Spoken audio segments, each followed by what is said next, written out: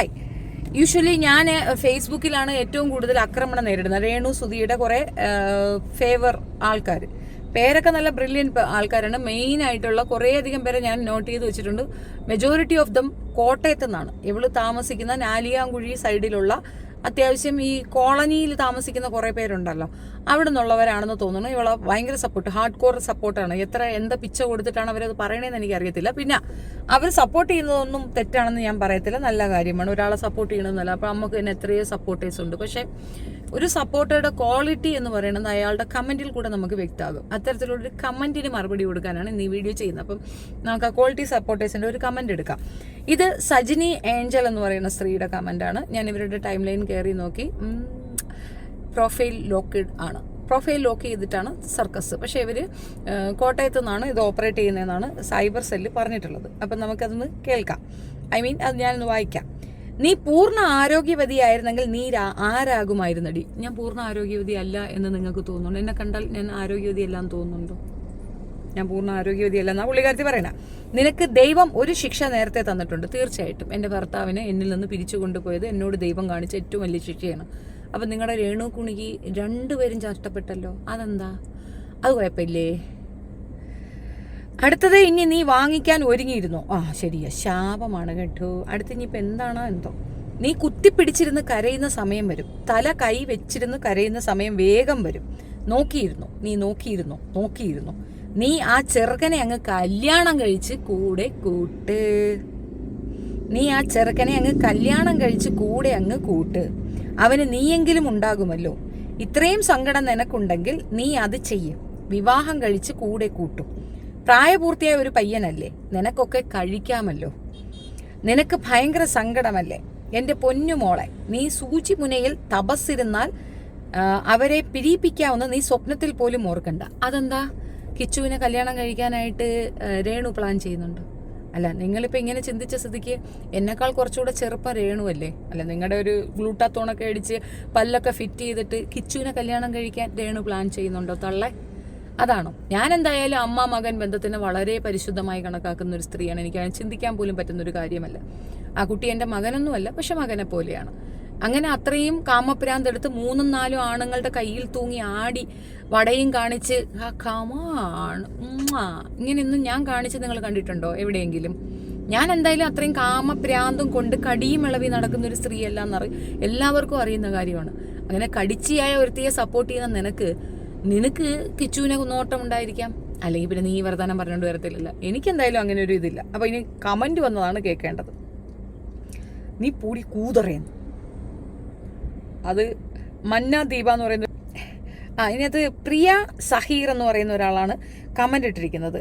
ഇപ്പോഴാണ് ഒരാൾ എങ്കിലും സത്യം പറഞ്ഞത്. അതായത് ഈ കുട്ടീനെ വിവാഹം കഴിക്കുന്നതാണ് എൻ്റെ പ്ലാൻ എന്നുള്ളതാണ് ഈ പ്രിയ സഹീർ എന്ന് പറയുന്ന ഈ 6 വാണി പറഞ്ഞിരിക്കുന്നത് ആയിരിക്കാം. ശരി, ഇതിനകത്ത് എത്ര 54ഓളം പേര് ഇതിനകത്ത് കമൻറ്റ് ലൈക്ക് ചെയ്തിട്ടുണ്ട്. ഞാൻ ഓരോരുത്തരെ എടുത്തിട്ടുണ്ട് കേട്ടോ, ഓരോരുത്തരെ എടുത്തു വെച്ചിട്ടുണ്ട്. അതിനകത്ത് ബിന്ദു, അനു, സതീഷ്, സുമൻ, ഐഷ, അനീഷ്, സിദ്ദിഖ്, നിങ്ങൾ കണ്ടോളൂ, ഞാനിവിടെ ചേർത്ത് വയ്ക്കാം. താര, ശ്രീകുമാർ, ഇവരുടെയൊക്കെ വേറെ ബോർഡ്സ് എടുക്കുമ്പോൾ മെജോറിറ്റി ഓഫ് ദം 100% വന്നിരിക്കുന്ന കോട്ടയം സൈഡിൽ നിന്നുള്ളവരാണ്.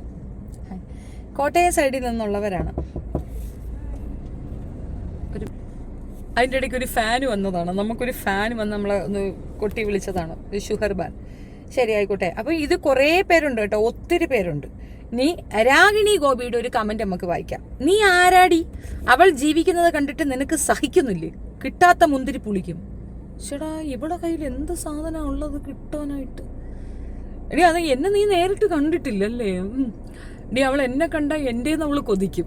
അമ്മാതിരി ഉണ്ട് എൻ്റെ കയ്യിൽ. അപ്പോഴാണ് ആ ചെറുക്കനെ കൊണ്ട് ആരൊക്കെയോ പറയിപ്പിക്കുന്നത് കളവാണോന്ന് സംശയമുണ്ട്. അവന്റെ സ്വന്തം അമ്മ ഒളിച്ചോടി പോയതിന് അവന് കുഴപ്പമില്ല. പ്രസവിച്ച തള്ളയെ കണ്ടുപിടിക്കും. സുധി രേണുവിനെ വിവാഹം കഴിച്ച ബന്ധം മാത്രമാണ് ഇവനുമായിട്ടുള്ളത്. ബന്ധം വരെ അങ്ങ് നിശ്ചയിച്ചു. ഇവരങ്ങ് നിശ്ചയിച്ച ഒരു ബന്ധം, ആ ബന്ധത്തിലുള്ളതാണ്. അത്ര ബന്ധമേ ഉള്ളൂന്ന്. ആയിക്കോട്ടെ, സുധിയും വിവാഹം കഴിച്ചു എന്നൊരു ബന്ധം മാത്രമല്ലേ ഉള്ളൂ. അവന്റെ വീട്ടിൽ കയറി അവള് കിടക്കണേ എന്തിന്? വീടും പറമ്പും ഒഴിഞ്ഞു കൊടുത്ത് അവളെ പാണി നോക്കി ഇറങ്ങിപ്പോവാൻ പറ. വേറെ ബന്ധങ്ങളൊന്നും ഇല്ലെങ്കിൽ പിന്നെന്തിനാ അവന്റെ വീട്ടിൽ കയറി അട്ടിപ്പേറ് കിടക്കുന്നേ? എന്തിനാ രേണുവിൻ്റെ പിറകെ നടക്കുന്നത്? നിനക്ക് വേറെ പണിയൊന്നുമില്ല. ഞാൻ കാർ ഓടിക്കുന്നുണ്ടല്ലോ, എനിക്കിപ്പോൾ ഇതാണ് പണി. ഞാൻ വണ്ടിയൊക്കെ ഓടിച്ച് ഇവിടെയൊക്കെ ലവളവാന്ന് നടക്കുന്ന ശംഖുവും കടപ്പുറത്താണ് വന്നിരിക്കുന്നത്.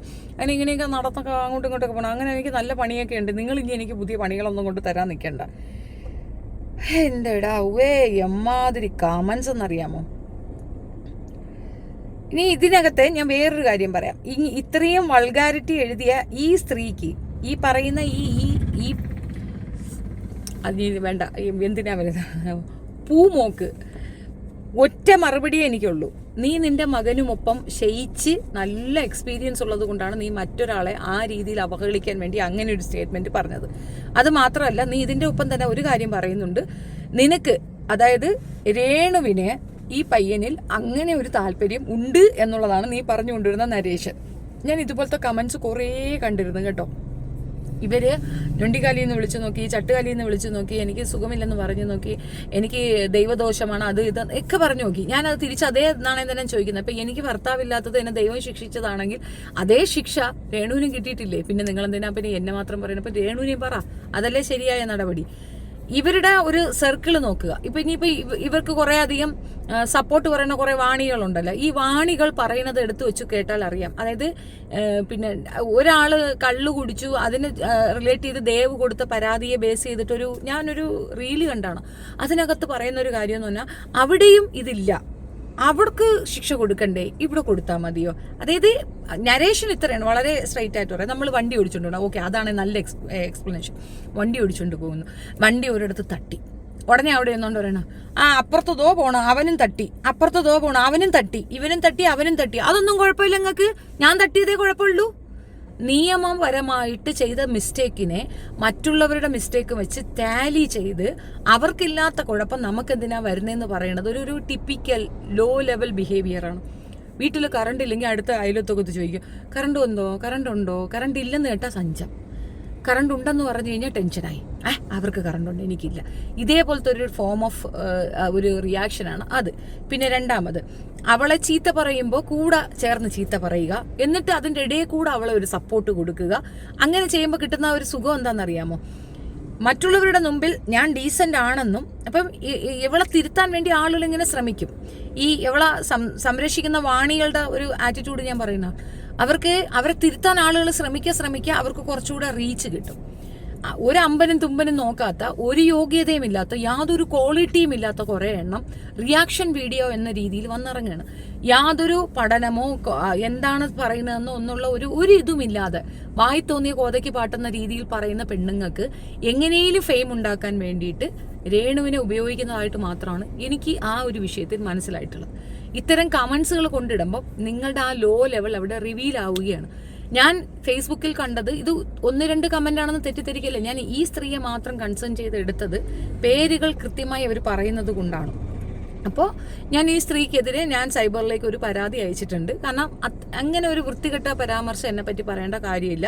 2, എൻ്റെ ഫിസിക്കൽ ഇഷ്യൂസിനെ പറ്റി കളിയാക്കുന്നവർക്ക് ഞാൻ അങ്ങനെ തന്നെ നടപടി എടുക്കും. എനിക്കറിയാം ഒരുപാട് കൊടുക്കേണ്ടി വരും, പക്ഷെ ഞാൻ മെനക്കെടും, നല്ല മെനക്കെടും. കാരണം എനിക്ക് ഇതിനകത്ത് അത്രയും വാശിയുണ്ട്.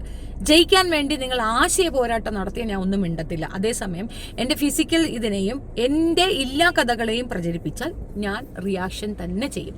ഇതെന്താണ് രേണുവിന് പറയാൻ പറ്റാത്തത്? നിങ്ങൾ ആളെ ഇറക്കണേ എന്താ? രേണുവിന് നാക്കില്ലേ? അണ്ണാക്കി പിരിവെട്ടിയ വട കാണിക്കാൻ അവൾക്ക് പറ്റുമല്ലോ, ബാക്ക് കാണിച്ച് തുള്ളാൻ അവൾക്ക് പറ്റുമല്ലോ, തുണിയൂരി കാണിക്കാൻ പറ്റുമല്ലോ, കണ്ടവന്മാരുടെ കൈ കിടന്ന് അമ്മാനമാടി കളിക്കാൻ അവൾക്ക് പറ്റുമല്ലോ. അങ്ങനെയൊക്കെ ചെയ്യുമ്പോൾ കുഴപ്പമില്ലാത്തവൾക്ക് മറുപടി പറയാൻ എന്താ ബുദ്ധിമുട്ട്?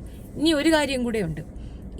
കിച്ചു എന്ന് പറയുന്ന കുട്ടി കുഴപ്പക്കാരനാണ്, പിന്നെ കഞ്ചാവാണ്, മദ്യപിക്കുന്നവനാണ്, അവൻ കള്ളനാണ്, ഇത്രയും നാൾ നോക്കിയ തള്ളക്ക് കൊടുത്ത പ്രതിഫലം കണ്ടില്ല, ഇങ്ങനെ കുറേ കമന്റ്സ് ആണ് കേട്ടോ. ചെറുക്കനെ അങ്ങ് ഡീഗ്രേഡ് ചെയ്യണം കേട്ടോ പറ്റുള്ളൂ. അവൻ എന്ത് പറഞ്ഞു എന്നുള്ളത് അമ്മമാർക്ക് മനസ്സിലാകും എന്നുള്ളത് എനിക്ക് മനസ്സിലായ ഒരു കാര്യമാണ്. അതായത് അവൻ പറഞ്ഞ ഇത്രയേ ഉള്ളൂ, എൻ്റെ അമ്മ വട വിറ്റ് എനിക്ക് ചെലവിന് തരണ്ട, അതാണ് അവൻ പറഞ്ഞത്. ഇൻ ഷോർട്ട്, അതിനേക്ക് അവനെ കൊണ്ട് എത്തിച്ചത്, അവൻ്റെ ആ ഒരു വിഷമത്തിലേക്ക് അവനെ കൊണ്ട് എത്തിച്ചത് ഇവളുടെ ഈ ആറ്റിറ്റ്യൂഡാണ്. അവൾ ഈ ദൂരം പോട്ടെ, അവൾ പറയണ ഞാൻ അങ്ങ് ഹൈ സ്റ്റാറ്റസിലെത്തിയെന്നാ പറയണത്. സ്റ്റാറ്റസ് സബ്സ്ക്രിപ്ഷന് ഉടുപ്പൂരി കാണിക്കുന്ന സ്റ്റാറ്റസ് ആണ് എന്നുള്ളത് ആ കുട്ടിക്ക് മനസ്സിലായി, ആ കുട്ടിയുടെ കൂട്ടുകാർക്ക് മനസ്സിലായി. അവരൊരു ഡിസ്റ്റൻസ് മെയിൻറ്റെയിൻ ചെയ്തു. അതിലുണ്ടായ വേദനയാണ് നിങ്ങൾ ഈ കണ്ട റിയാക്ഷൻസ് ഒക്കെ.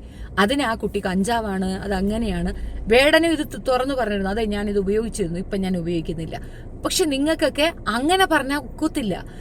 ഒൻസ് ഒരാൾ ഒരു കുഴി വീണ അയാൾ ആ കുഴി തന്നെ കിടക്കണം, അവിടേക്ക് കുറച്ചുകൂടെ മണ്ണും കൂടെ വാരിയിട്ട് മൂടണം, ഒരു കല്ലും കൂടെ അതിൻ്റെ പുറത്ത് വെക്കണമെന്നാണ് നിങ്ങളുടെ ആഗ്രഹം.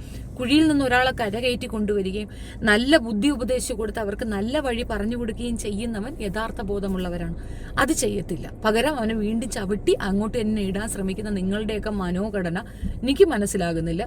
ഓരോരുത്തർക്കും ഓരോ സ്വഭാവം. ഇത്തരത്തിലുള്ള കമൻസുകൾ എഴുതിയാൽ ഓഫ്കോഴ്സ് ഞാൻ പറയത്തില്ല എനിക്ക് വിഷമമൊന്നും ഇല്ല എന്ന് ഞാൻ പറയത്തില്ല.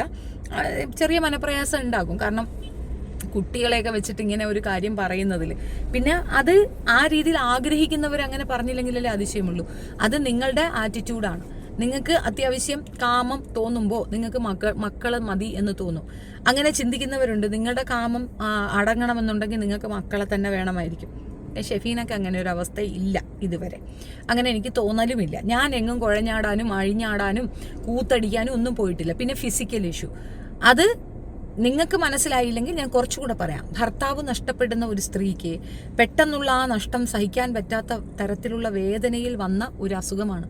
അത് ഉൾക്കൊണ്ടുകൊണ്ട് എൻ്റെ കുട്ടികൾക്ക് ഞാനേ ഉള്ളൂ എന്ന തിരിച്ചറിവിൽ കിടന്ന കിടപ്പിൽ നിന്ന് എഴുന്നേറ്റ് ഞാൻ ഇങ്ങനെ ഇരുന്ന് ആർജവത്തോടുകൂടി നിങ്ങൾക്കൊപ്പം ഇരുന്ന് വർത്താനം പറയുന്നുണ്ടെങ്കിൽ, ഇതുപോലുള്ള പ്രശ്നങ്ങൾക്ക് നടന്നു വരാൻ എന്നെ കൊണ്ട് സാധിക്കുന്നുണ്ടെങ്കിൽ ഞാൻ അവിടെ വിജയിച്ചു തരാൻ നിൽക്കുകയാണ്. ദൈവം എൻ്റെ ആ അസുഖത്തിനെ ഭേദപ്പെടുത്തിയിട്ടുമുണ്ട്.